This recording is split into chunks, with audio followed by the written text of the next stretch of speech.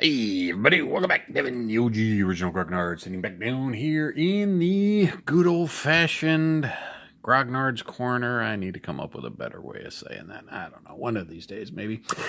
Sitting down here, we're going to be playing World at War from Lock and Load, or technically the World at War 85. Their Mark Walker's Third World War platoon level combat game. We were playing a scenario from the Death of the First Panzer expansion. Scenario 3, Wittmans Ghost. Wish this thing would focus a little bit better automatically. So yeah, okay, so let's, for those of you who didn't watch the last video, let's go over a little bit of what's going on.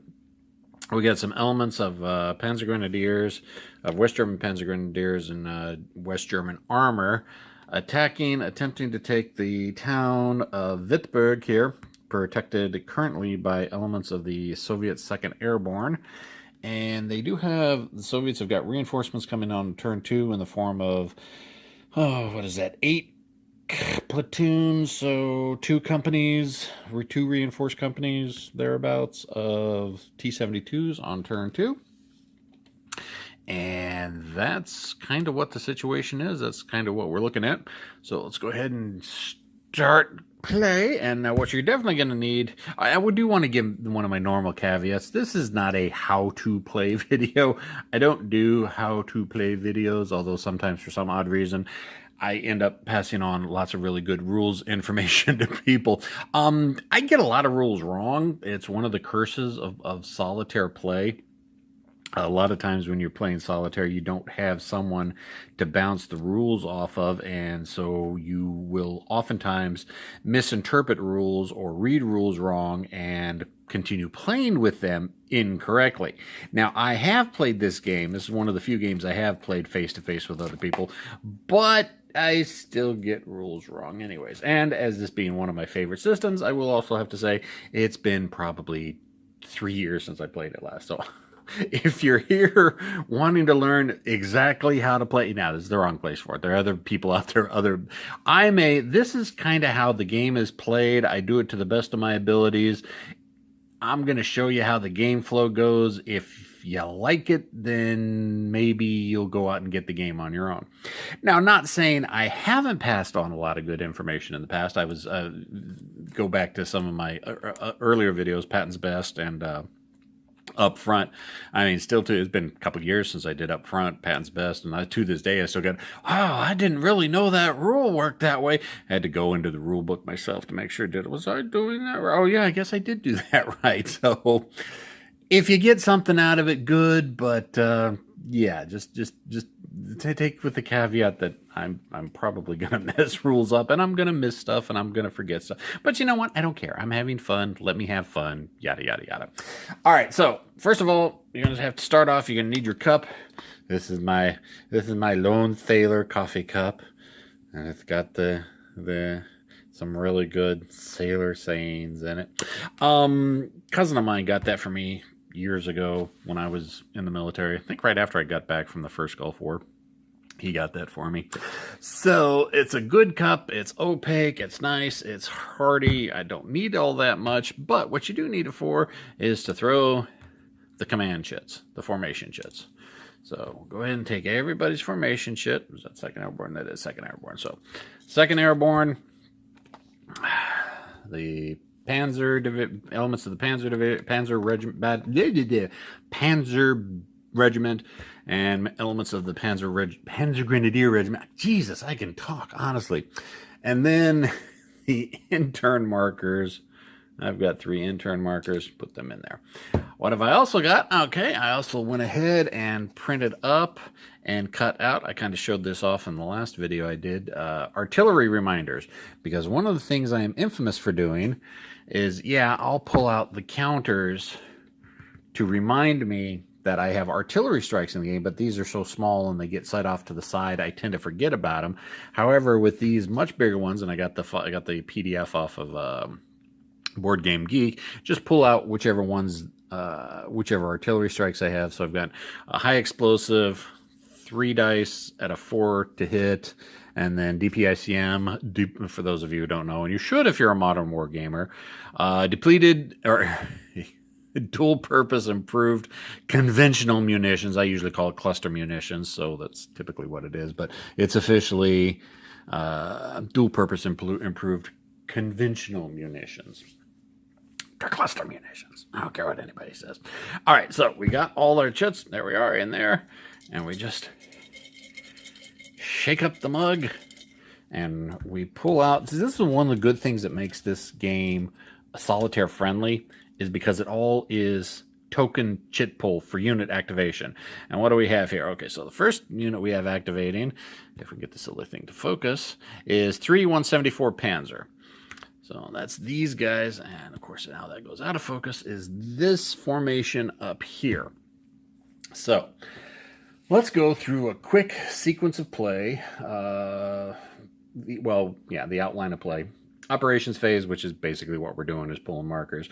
But since we have pulled a marker and now we're in formation play, player performs the following actions in exact order given with the currently activated formation. Note that some formations have 2 formation markers and hence the possibility of 2 actions per turn. All actions must be performed in the sequence below. Okay, so first thing, housekeeping. This is one really important thing because I always forget this. Remove all ops complete and out of command markers from the formation. So if the formation, let's go ahead and zoom in a little bit here so we can see. There we go. There's mostly in focus. There's the Panzer formation. Remove all ops complete. I always forget that part, is to remove the ops complete markers whenever a formation chit is pulled. Next, command. Check to make sure everybody's within command. You do that by taking a look at your headquarters unit. Let's go ahead and put this back into focus.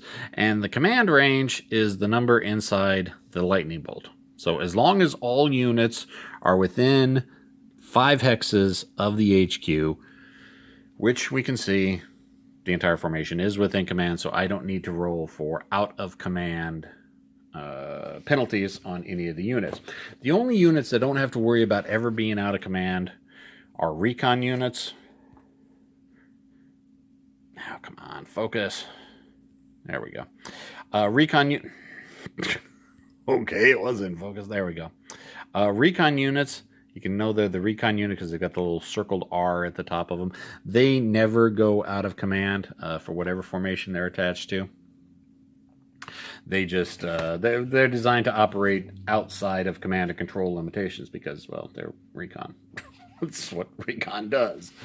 So that's command. Rally. Attempt to rally any disrupted units. If had any of my units been disrupted from the previous turn, and we know they're disrupted, if they're marked with a disrupted counter. Amazing how that works. It's just convenient. They have all these bookkeeping markers for us. You roll against the formation's command rating. And again, you can tell the formation's command rating by looking at the headquarters. And the circle 7 is the command rating. So if a unit, and you roll by hex, you don't roll by unit, you roll by hex. So if a hex has got a disrupted unit or 2 disrupted units in it, you roll against 2d6, and if you get less than the command rating or lower, then they become back into good order. But again, we don't have any of that. Next is operations, which is we activate and move our units, do their actions, their activities. And so basically it's move and shoot. It's move, shoot, and headquarters can call artillery fire. That's the biggest things that you're going to do in operations. And you also kind of got to keep an eye out because the opposing player can do opportunity fire on you. They can op fire on you if they see you move into a hex that's within their line of sight. Fortunately, this game has a relatively easy line of sight system. I mean, it's a platoon level game. You don't at the squad level, yeah, like ASL, ATS, lock and load. Those you really have to start worrying about line of sight with hills and multiple elevations, stuff like that. But no, this is a platoon level, so it can be a little bit more lenient and a little bit easier when it comes to line of sight. So I have to keep an eye out. Really, the only things I do kind of have to worry about moving that formation right now is this ASU 85 platoon here and the T12 ATG unit. But let's take a look at their ranges. The ASU, you're probably not going to see this because it's tiny, tiny font. There we go. It's a little bit better. The ASU, their anti-tank rating is a range of 2. Now, it's not underlined, so it means they can fire at double range, but it reduces their effectiveness. So they can fire out to 4 hexes. The T12 ATG has got a armor-piercing rating range of 3, so they can fire out to 6 hexes. So 1, 2, 3, 4. So that right there is basically the limit of the Su-85 is right around here, whereas for the T12, 1, 2, 3, 4, 5, 6 can reach all the way out to about here if we've got line of sight. So is the Soviet player going to take a long-range shot this early in the game? Who knows? Well, we're going to have to see what the Germans decide to do, the West Germans decide to do. All right, so we're going to go ahead and activate the recon unit first. So you just nominate. You don't have to put a counter or anything on them like that. But so since we're going to be moving them, the movement, let's go ahead and get its focus. The movement right there is a 7. So he can move up to 7 hexes. Or not 7 hexes. He's got 7 movement points. It's not that simple. All right. So, typical standard terrain effects chart. Clear, 1 movement point. Hill, +1 if entered from ground level. Otherwise 1. Woods, 1 for infantry, 2 for... I mean, it's just really, really, really, really simple. Movement. It's, you know, if you've played a war game before... especially platoon level, you kind of know the movement points, and it's going to cost you more to move into different things. So anyways, we're going to be moving along a road, which is 1 point when entering from another road, cancels movement cost of other terrain in the hex. So most games you're going to see it's a half movement point if you move along the road. In this one, nope, it's 1 movement point, but it cancels any movement penalties. So if a road goes through woods, let's see if there's any, I'm not seeing any roads that go through, well, right here. It would be 2 points. I think it'd be 2 points for the, my vinyl keeps popping up all over the place. So woods is normally 1 point for infantry, 2 for vehicle. So it would normally be 2 points to move into here. However, since he's on a road, it's only 1 movement point because he's moving along with the road. So let's go 1, 2. Now I think... First of all, I don't think the anti-tank guns are the issue. Well, the anti-tank guns, 1, 2, 3, 4, 5, just out of range, so I still can't even shoot at them. So it's 1, 2, 3. Now, it is moving in range of the ATGs. 1, 2, 3, 4, 5, 6. But I don't think he has line of sight because it's going to clip the woods, and I don't have my rubber band. I'll get that in a little bit. Plus it's going to be firing at long range, and that's going to reduce effectiveness, so I don't think he's going to do that. And it's just a recon unit. What good are recon units? Well, recon units cancel concealment, which shows up from time to time with infantry that are in terrain, or non-vehicle units that are in terrain. And they can call in artillery, I believe. I believe they can call in artillery. I think it's headquarters and recon units. Nope, it's just headquarters. So let's see. I know what do recon units do specifically? Because I was reading this last night. Okay, they act independently. Oh yeah, they can call artillery fire as if they were headquarters. And units in the line of sight of recon unit are not considered concealed. So that's kind of why you want recon around. So we've gone 1, 2, 3. 4, because we don't pay those stream costs because we're crossing the bridge. So 4, 5. This gives us line of sight on that infantry in the village, so that will cancel their concealment defensive bonus. 1, 2, 3, 4, 5, 6. Can we move another space? Nah, I think we like it right there. We're kind of out of range of everything, so we don't have to worry about it. Oops, I was reading it wrong. I'm an idiot. And I'm sure half a dozen people have already screaming at the screen as it is. Yeah, I had the range wrong. I do this. All right, so I said the 2 is the range. The 2's not the range. The 2 is the number of dice it rolls. The 5 is the range. So 5 and 4. So, yeah. Like I said, I'm going to make mistakes. I do it quite often. So, the range is 5 and 4 on those 2 units. I got the movement point right, though. All right, so that's the first one. Now, what they do is, since we are done moving and shooting with them, go ahead and mark them as ops complete. And that is one thing. There is not enough ops complete markers in this game because the back of the ops complete is also disrupted. So you're playing a bigger scenario, you're going to run out of ops complete and disrupted markers real quick. All right, so that was the first unit. Now let's activate the second unit. And what's their movement? Movement of 5. And since with the attached headquarters, movement of 5, that's the bottom number right there. See, I got the movement right. So they can move there. Now, since we know that the ASU 85 and the T12 ATGs have a much further range than we initially thought, range of 5, 1, 2, 3, 4, 5 for the SUs, and 4, 1, 2, 3, 4. So they can fire up to double that. So 1, 2, 3, 4, 5, 6. Yeah, it's both of these units can fire at the leopards. Do we want to? Well, let's see what penalties there are. I think it reduces either the to hit or the number of dice. I think it's the to hit. Combat. Ranged, extended range. The to hit number is increased by 1. All right, so let's take a look at the ASU and the T12 ATG. So the to hit number, the ASU has 2 dice at 6, and the T12 has 3 dice at 6. So that increases the to hit number, which will increase it from 6 to 7. Now, if that happens, if you increase the to hit number beyond 6, I believe you lose 1 attack dice while remaining at a 6 to hit.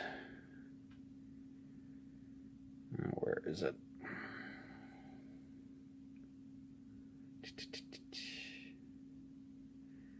Because I know I was reading that last night. Where is it?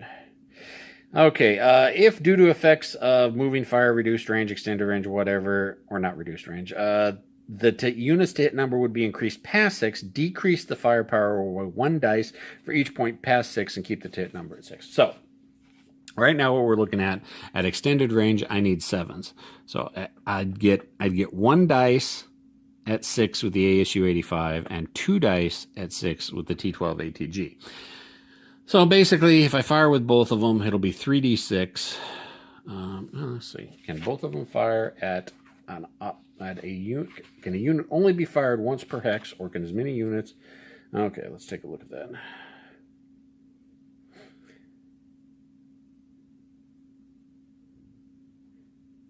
The moving units may only be attacked once per hex that it enters. All right, so it can only be attacked once, and you can't combine fire in this game.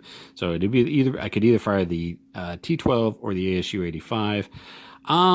So you know what? Let's go with the T12. Let's go ahead and fire the T12, and they'll get hit with a ops complete marker. Let's go ahead and put them on the bottom. So 1, 2, 3, 4, 5, 6, 7, 8 hexes, which is going to be extended range for the T12.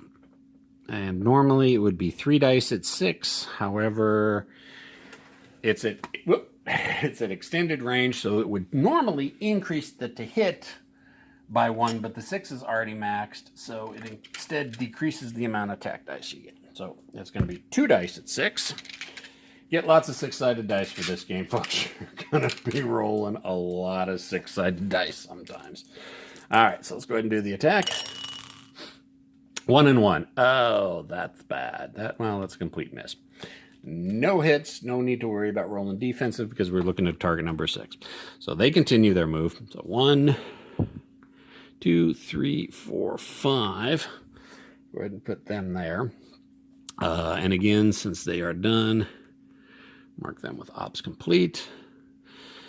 And these leopards are, oh, I didn't even notice that's not connected by a road. So if I want to move into there, it's going to cost me a city movement, which is, moving into a city is 2 for a vehicle. And since I'm not connected by a road, so we'll go, well, yeah, we'll go 1, which puts it into line of sight and line of fire, the Su-85. 1, 2, 3, 4, 1, 2, 3, 4, 5, 6, 8. Yeah, it'll go ahead and op fire. And we'll just move him underneath the ops complete marker, since both units in the hex have done opportunity fire. And normally it's a 2 with the target number 6, but it's extended range, so it is 1 dice at 6. That's a 1. Wow, not sure I like these dice. Maybe switching these dice out. Continues movement. 1, 2, 3, 4, 5. Now I could do a moving fire, which means I think the leopards can do a moving fire. Fairly certain they can do moving fire. That they can move half their movement and still fire. Let me check that just to make sure. Moving fire. No range. Lots of numbers, lots of dashes, lots of circles. Yeah, line indicates moving fire under high explosive value. And since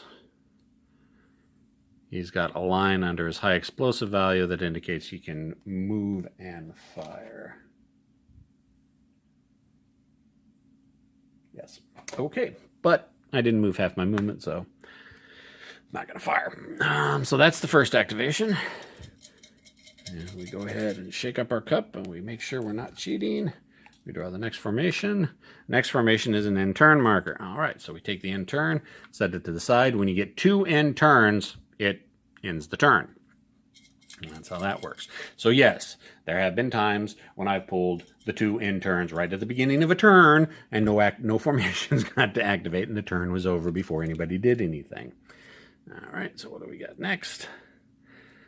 We got another end turn. Well, there we go. Like we said, that right there, that ends the turn. I don't know if that's a good thing or, well, it's definitely a bad thing when that happens for the attacker, because obviously the attacker wants to keep on the move, and NATO forces having 2 activations. I mean, this formation could have activated at least another time, and this formation could have activated 2 times. So it hurts the attacker, because the attacker is the onus of, well, obviously since they're attacker, the onus attack is on the attacker. They need to keep moving. Getting the end turn markers, getting the turn to end so soon helps the defender. So, but Devin, oh gee, we didn't have the Soviets get to do any actions whatsoever. Isn't that unfair? Yeah, you're right. It is unfair. Fortunately, there are a couple rules to help mitigate that. So, what happens if none of the player's formations are activated in a turn? He keeps all but 1 in-turn marker in his possession when the formation and in-turn markers are returned to the cup. He returns any in-turn markers he possesses to the cup on the following turn immediately after one of his formations is activated. Fancy way of saying, since the Soviets didn't get to activate anything, we already know that there's still 1 in-turn marker in here. So 1 in-turn is left in there. The other 2 are kept in the Soviets' possession until a Soviet formation activates during the next turn. It can still really suck for the Soviets, because it's like, all right, this turn I didn't do anything. All right, next turn, oh, I got 1 formation to move. I put the interns back in, and I still didn't get anything to activate before the end of the turn. So if you're a person who is in love with a rigid, structured order of play, you're probably going to hate this game, because whereas the sequence of play is structured, what happens and which formations get activated, you got no control over. So just saying. All right, so since that ends turn 1, what we're going to do, we have our handy-dandy little turn track up here, if you remember from the last video. Since there isn't a turn track printed on the board, I'm just going to count down the hexes. X1, X2, X3 for turn 1, 2, or whatever. So we're now on turn 2. So I move it to the turn 2.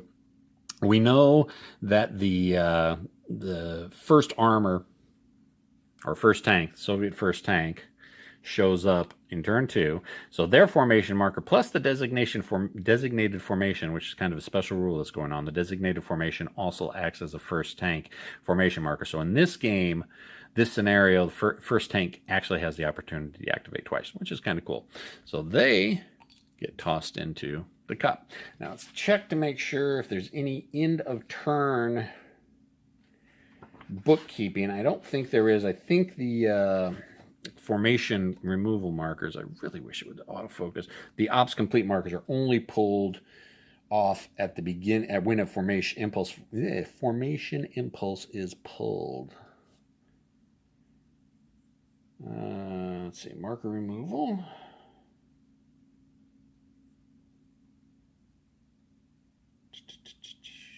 Oh no, remove all ops complete markers from the board, adjust any smoke and depleted ammunition markers, replace any eliminated headquarters units to return all formation and turn. So, all ops complete markers are removed, regardless. And then, like I said, we have no low ammunition, we have no smoke, we have no destroyed headquarters. All the formation counters went back into the cup. Whoops, no they didn't. We forgot to put the Panzer formation. Oh, focus. 174 Panzer back in the cup. So that's in the cup. And really, that's kind of basically it for turn 1. It is really kind of a simple flow gameplay. And trust me, as the game continues, I'll go a little bit faster in the gameplay because I just wanted to get the basics of how combat movement and operations worked smoothed out in this scenario, or in this video, in this turn. So from here on out, I'm probably going to be going a little bit quicker because I don't need to explain how combat works or anything like that works. So it's a half hour. It's a good length of time.